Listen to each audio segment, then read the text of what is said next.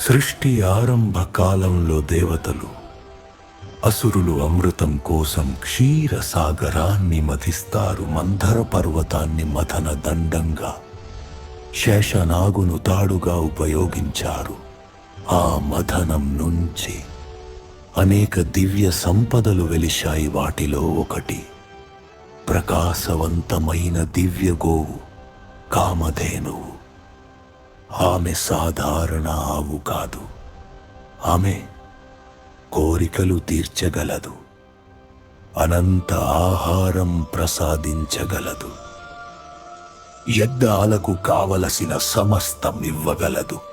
దేవతలు కామధేనువును ఎవరికి అప్పగించాలనే విషయంపై చర్చ జరిపి ధర్మపరుడు మహాతపస్వి అయిన వశిష్ఠ మహర్షిని దేవతలు ఎన్నుకుంటారు.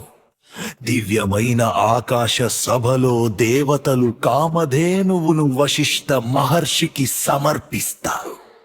అడవిలోని ప్రశాంతమైన ఆశ్రమంలో వశిష్ఠుడు వినయంగా చేతులు జోడించి కామధేనువును స్వీకరిస్తాడు. వశిష్ఠ ఆశ్రమంలో కామధేనువు యజ్ఞ సామగ్రిని ప్రసాదిస్తూ, అతిథులకు అన్నపానీయాలు అందిస్తూ అపారమైన సంపద మరియు శ్రేయస్సును కలిగిస్తుంది. ఒకప్పుడు విశ్వామిత్ర రాజుగా ఉండేవాడు.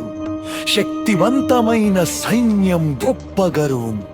ఒకరోజు వేటకు వెళ్లి అడవిలో అలసిపోయి తన సేనతో కలిసి వశిష్ఠ ఆశ్రమానికి వచ్చాడు. వశిష్ఠుడు ప్రేమగా ఆహ్వానించాడు. విశ్వామిత్రుడు అనుకున్నాడు, ఇంత చిన్న ఆశ్రమం, నా భారీ సైన్యానికి ఆతిథ్యం ఎలా ఇస్తారు?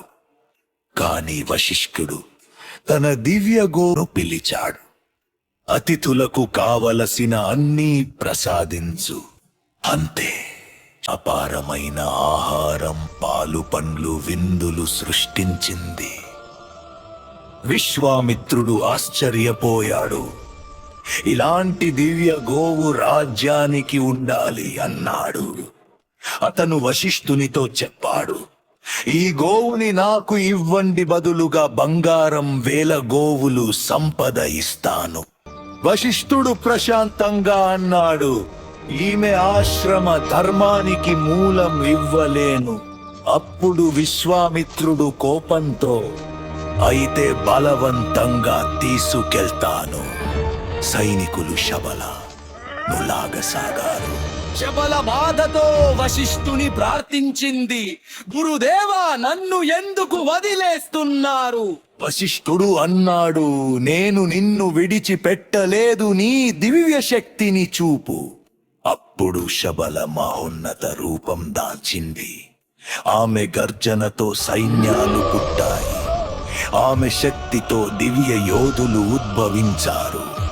ఘోర యుద్ధం జరిగింది. విశ్వామిత్రుని సేన ఓడిపోయింది. విశ్వామిత్రుడు షాక్ అయ్యాడు. నా క్షత్రియ బలం, వశిష్ఠుని బ్రహ్మ తేజం ముందు శూన్యం. అతను అర్థం చేసుకున్నాడు, తపస్సు బలం రాజ్య బలం కంటే గొప్పది. అప్పుడే రాజ్యాన్ని వదిలి తపస్సుకు వెళ్ళాడు. ఎన్నో సంవత్సరాల దీక్ష తర్వాత చివరకు మహర్షి అయ్యాడు. కామధేనువు పుత్రికలు సబల, నందిని అనే గోవులు. వశిష్ఠ మహర్షి ఆశ్రమంలో కామధేనువు సంతానమైన నందిని ఉండేది. ఆమెకు తల్లి లాంటి దివ్య శక్తి ఉండేది.